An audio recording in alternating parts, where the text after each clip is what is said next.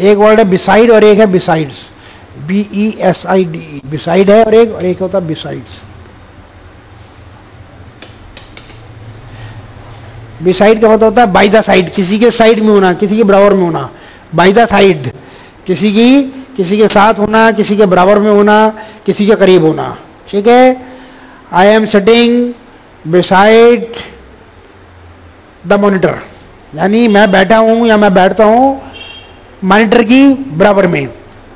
I sit या my seat is beside, my seat is beside the monitor seat, मेरी seat जो है वो मॉनिटर साइड की साइड में है, बराबर में है।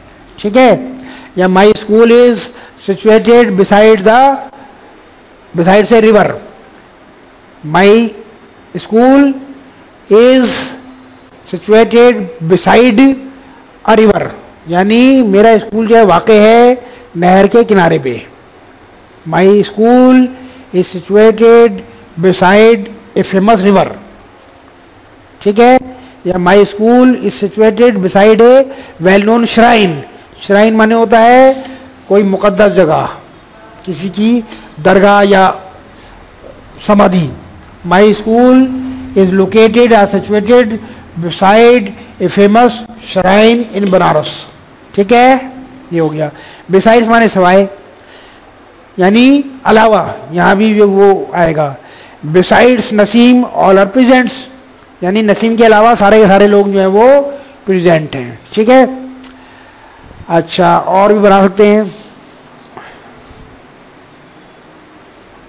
हम। ये कह सकते हैं जैसे किसी के यहाँ गए शादी में, वहाँ जो है खाना वेज मिला हमें या नॉन वेज मिला, तो हम ये कह सकते हैं besides kebab everything was there, besides kebab everything was there in the party, कबाब के अलावा पार्टी में सारी चीज़ें थी जो हमने खाई। Besides non veg, besides non veg, non veg के अलावा all the things were in the party. या besides non veg I took everything, non veg के अलावा मैंने सारी चीज़ें खाई। Besides non veg I took every item, या आई एंजॉयड एवरी आइटम, इस तरह से बोल सकते हैं हम। ठीक है, बिसाइड्स माने सिवाय हो गया, और ये किसी चीज़ की साइड में होना, बराबर में होना, करीब होना, ये मतलब होता है इसका। ठीक है, उसके बाद है ब्रेक और break.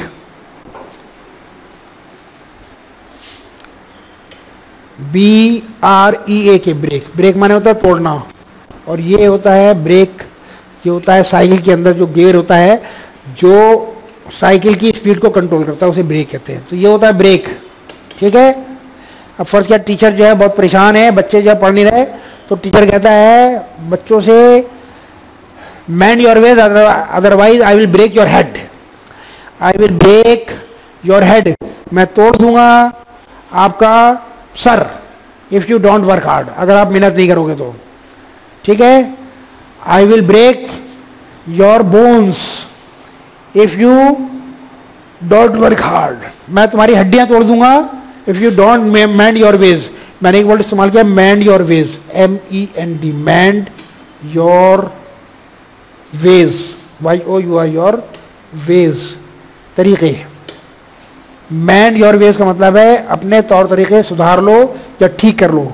Mind your ways otherwise I will break your head कह दो, योर बोन्स कह दो। ठीक है ना, कुछ भी कह सकते हैं। ठीक है, he broke my beautiful glass, she broke, या दी मेड सर्वेंट कर लो। अब मेड सर्वेंट बेचारी जो है काम कर रही है, कब बर्तन धो रही थी, धोते होते हाथ में से फिसला और टूट गया, तो हम ये कह सकते हैं कि the maid servant a glass slipped from the hand of maid servant and broke, a glass slip down from the hands of maid and it broke, हाथ में से फिसला और ये टूट गया। ठीक है, ब्रेक, या ये कह सकते हैं ब्रेक दिस नट, तोड़ दो इस नट को, अखरोट को या किसी भी चीज को तोड़ो। प्लीज ब्रेक दीज नट्स, इन नट्स को नट कहते हैं, मूंगफली को भी नट कहते हैं, बादाम को भी कहते हैं, अखरोट को भी कहते हैं। तो नट ऐसी चीज़ों को कहते हैं जिसे जिनका छिक्कर उतारा जाता है, उसमें से फिर गिरी निकलती है। तो break these nuts please, break these nuts for me please, इन्हें तोड़ दो मेरे लिए प्लीज। और ये ब्रेक माने होता है साइकिल का ब्रेक जो है लगा देना ताकि कंट्रोल किया जा सके। ठीक है, this cycle has no brakes. ठीक है, this cycle has no brakes, इसके अंदर कोई ब्रेक ही नहीं है साइकिल में। ठीक है, या आई वेंट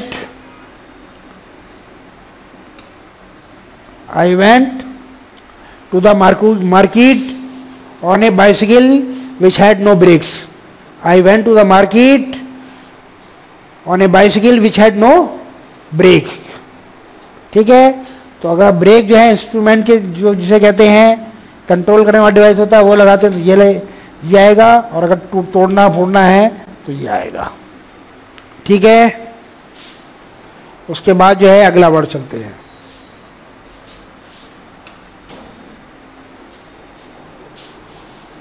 फिर है कैटिल और कैटिल, CATTL और KETTL। ये तो होता है जानवर, इसमें जो है गाय भैंस बैल कुछ भी आ सकता है। और ये कैटिल होती है केतली, जो आपके घरों में सब में होती है, चाय बनती है जिसमें। ठीक है ना, या आपने देखी होगी तो चाय वाला होता है, बाजार में ऑर्डर देके आओगे 5 चाय भेजो, तो वो जनरली एल्युमिनियम की कैटली होती है उसमें भेजता है। तो CATTL कैटिल माने होता है जानवर को। तो इसके लिए हम ये कह सकते हैं कि cattle are grazing in the field. Cattle माने जानवर जिसमें गाय भैंस और इस टाइप के सारे आते हैं। एक वर्ड आता है जानवरों में beast of burden, BEAST, beast of burden,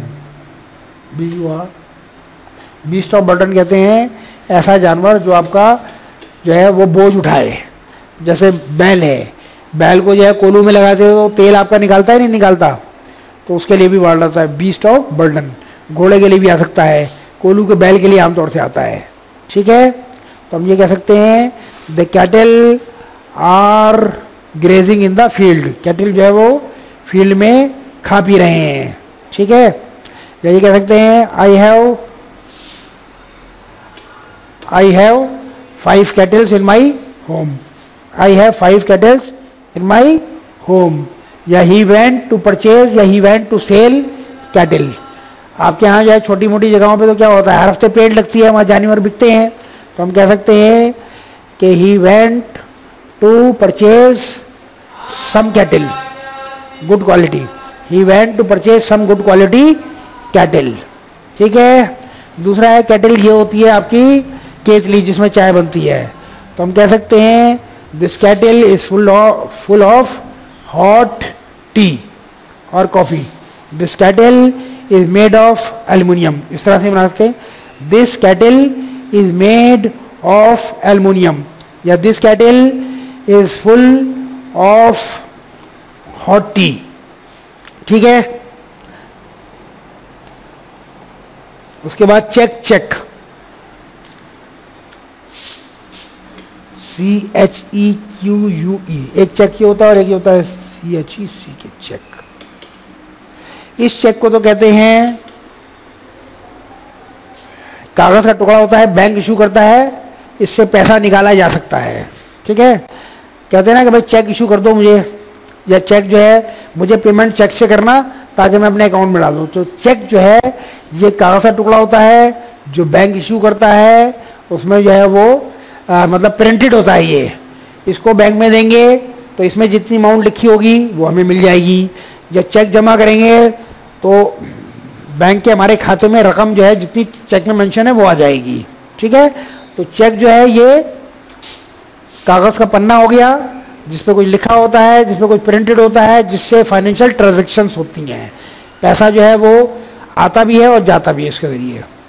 ठीक है, और एक ये होता है ये CHE के चेक। चेक माने होता है किसी चीज़ को रोकना, किसी चीज़ पे लगाम लगाना, किसी चीज़ को कंट्रोल में करना। ठीक है ना, जैसे जो है वो कुछ बच्चे आपकी क्लास में जो हैं वो बहुत ज़्यादा शरारती हैं। ठीक है ना, तो उनकी एक्टिविटीज़ पर लगानी है, तो मैं कह सकता हूँ check the activities of naughty boys, check the activities of naughty boys, या please keep a check on the activities of mischievous boys।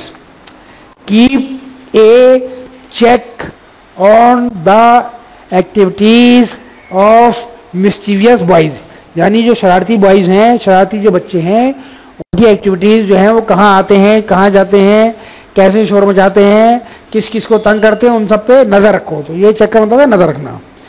Keep a check on the activities of miscellaneous boys. और ये check तो हो गया, please issue me a cheque book, यानी bank में हम गए, हमें ट्रांजेक्शन करनी है तो उन्हें कहना पड़ेगा साहब हमें जो है please issue me a cheque book, या my cheque was, this cheque was dishonoured, एक वर्ड आता है डिसऑनर्ड। इसका क्या मतलब होता है? डिसऑनर का मतलब होता है चेक को कैश ना करना, बल्कि उसे जो है ना मानना। डिसऑनर का मतलब होता है उसे चेक को ना मानना। कई बार क्या होता है, फॉर एग्जाम्पल आपका बैंक में अकाउंट है, 10,000 रुपये ऑलरेडी पड़े हुए हैं, अब आपने एक चेक इशू किया और 15,000 या 12,000 आप निकालना चाहते हैं, तो कैसे निकलेगा? अब आपने जो है वो किसी ने आपको चेक दिया तो वो नहीं निकलेगा ना, तो वो चेक जो है वो डिसऑनर हो जाएगा। फर्ज किया आपने जो है किसी से बिजनेस डीलिंग है, ठीक है, आपने जब उसे 10,000 का चेक लिया, आपने उसका काम किया, उसे 10,000 का चेक दे दिया, आपने अपने अकाउंट में डाल दिया, लेकिन क्या हुआ, ये चेक उसके अकाउंट में जाएगा, वहाँ पैसा नहीं था, तो ये वापस होके आ जाएगा और आपके घर पे वापस आ जाएगा कि भाई ये चेक जो है डिसऑनर हो गया क्योंकि उसमें अकाउंट में पैसे नहीं थे। तो एक वर्ड टर्म इस्तेमाल होती है डिसऑनर। तो डिसऑनर मैं बता रहा हूँ कि ये चेक के साथ वर्ड ये काफ़ी आता है, भाई चेक जो है डिसऑनर हो गया, इसका मतलब है चेक जो है कैश नहीं हुआ, आपको पैसे जो है नहीं मिलेंगे। तो चेक ये होता है। और ये चेक जो है किसी की एक्टिविटीज़ पे वो जो है रोक लगाना, किसी को पकड़ना, किसी को ये सब करना, ये तुम्हारा चेक हो गया।